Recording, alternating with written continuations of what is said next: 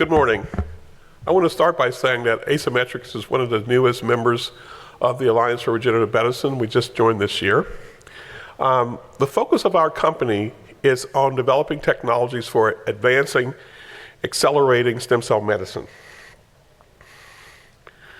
And in the way of doing that, there are three main technologies that we are working in developing.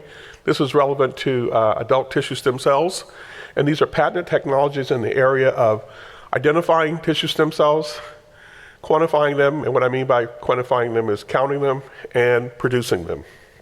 What I want to focus on in my talk today is the counting of them.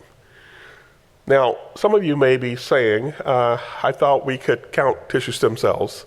And in fact, the answer to this question is nope, we can't count tissue stem cells. And this has been a problem since stem cell biology began for almost more than half a century. So why can't we count tissue stem cells? And I want to go through that now. And I want to focus on, as a model for this discussion, the hematopoietic stem cells that give rise to cells of the blood. And the basic answer for why we have difficulties, you've heard in this meeting already, is because of the poor specificity of the biomarkers that we have available. So in the case of the hematopoietic stem cells, this is actually a good paradigm for tissue stem cells in general. This cell here represents a tissue stem cell. It divides asymmetrically, giving rise to other cell types. And the early cells that are made are called committed progenitor cells. They tend to outnumber stem cells, whether they're in vivo compartments or whether they're in isolated compartments.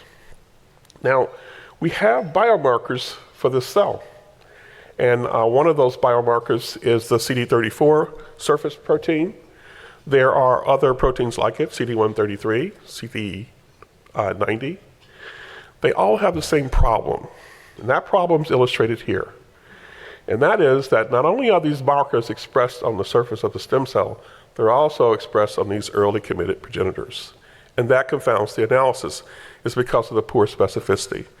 Now, it's a real problem when you're counting with a biomarker like this, because primarily what you're counting is committed progenitor cells. But keep in mind, even if you were counting a single cell, you would still be confused about whether that cell was a stem cell or whether it was a committed progenitor.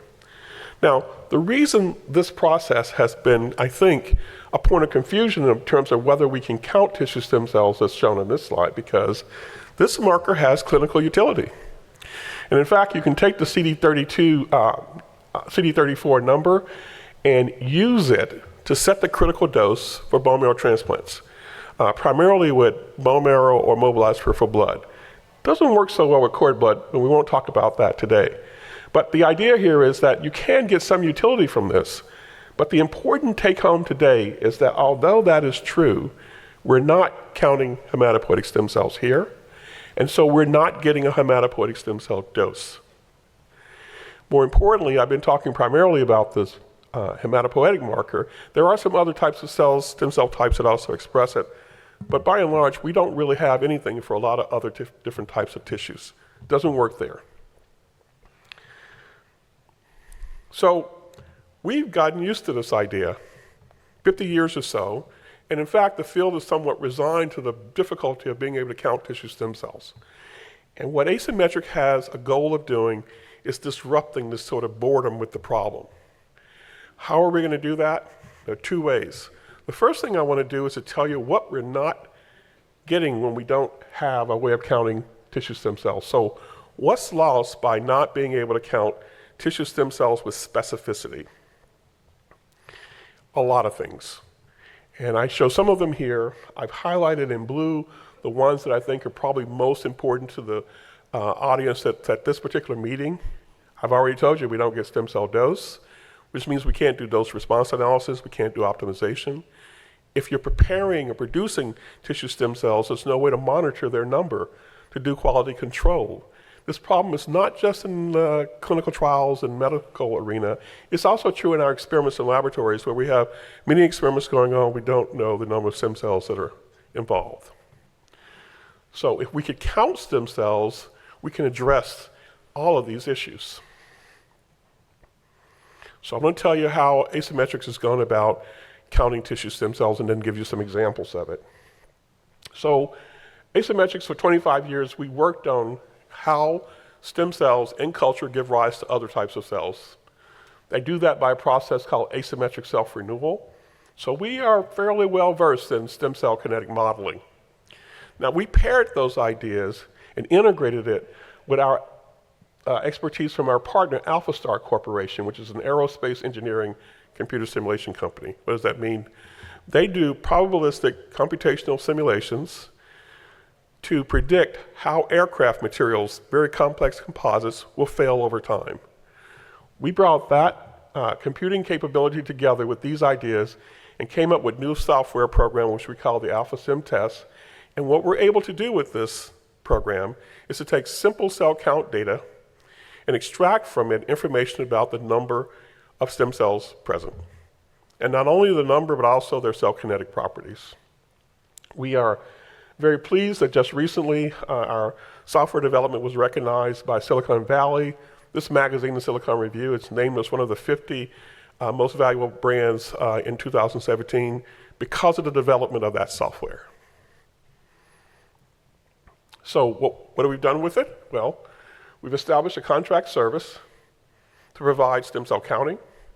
So far, we've validated the technology for 4 different human tissue stem cell types: hematopoietic cells, starting off first, stem cells from liver, from lung, and from amniotic fluid.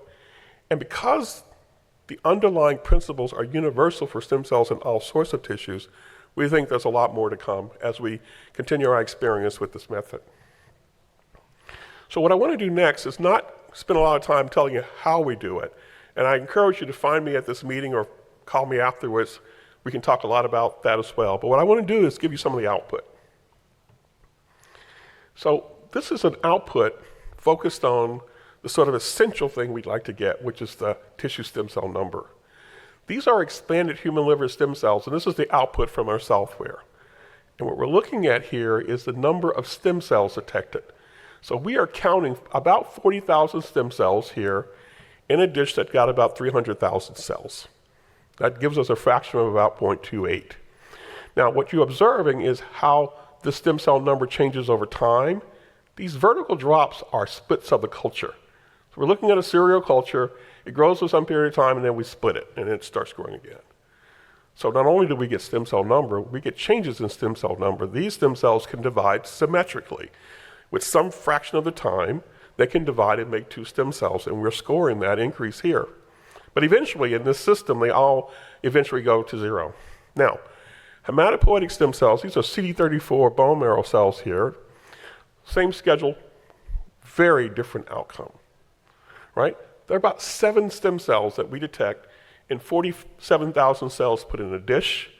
You'll note this profile is very different than that one. We don't see any growth. These cells are only dividing asymmetrically. They do not increase their number effectively at all, and they dilute a lot faster because of that. It is those kinetics that allow us to tell the difference between different stem cells types and quantitatively how many are there. Now in the next slide, what I want to do is to show you that we get more than just cell number. In these complex preparations, we can isolate the stem cell kinetically and learn about its kinetic behavior. Now, these data here come from those 2 slides I just showed you. Liver-rich stem cells versus these CD34 selected cells. I've already shown you this vast difference, almost 1,000-fold difference in the fraction of cells at time 0. We can also get their symmetric rate. That's the rate at which a stem cell divides to makes 2 stem cells. Now what you see is that's fairly frequent in the case of the liver cells because we saw them growing. This is effectively 0 for CD34 cells. They hardly ever do this in this culture system. We can also get the cell cycle times for when cells are cycling symmetrically or when they're cycling asymmetrically. You'll note the cell cycle time here is much smaller for the CD34 cells. When they do divide, they divide quite rapidly. We can also get information about those committed progenitors that are a problem every place else. This is the cell cycle time that we get for the committed progenitors in the system, either the liver or the CD34. Now, if you can count stem cells, you can look at how other factors affect them. I'm going to give you 2 examples here. This is a compound that we have a lot of experience with. It's called xanthosine. It's a purine nucleoside. All we've done is with these CD34 cells here, in parallel, we added this agent. Now, for these properties down here, the cell cycle time, there's no real significant difference. And importantly, there's no significant difference in the cell cycle time of the committed progenitors either. We get the two expected results from our output. The first is that we get now a finite increase in the symmetric division rate. Stem cells are now making 2 stem cells. And that leads to an almost 10-fold increase in stem cell number. This is -3, this is to the -4. All right? This is the other thing we do in our company. We work on how do we expand tissue stem cells in culture. And this is one of the agents that we use. Now, finally, as another kind of validation, we looked at a compound some of you are probably familiar with. This is an old chemotherapy agent called BCNU. It's known to cause chronic hematopoietic failure.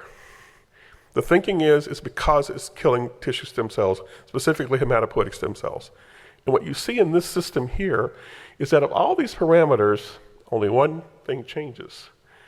And that's this decrease in hematopoietic stem cell fraction in the first 4 days of this culture by about 50% or so at this particular dose.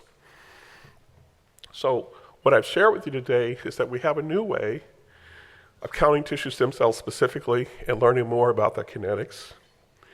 And what I want to suggest to you is that you can know more about what's happening in your studies. You can know critical information that's missing from your studies now, and we're prepared to help with that. This contract service, you can find out more about it at this site right here. And many of these properties here that are currently missing from the work in this area can, in fact, be provided. So I want to thank you for your time and attention. I'm here for the meeting, and I don't have to tell you, I'd love to hear from you.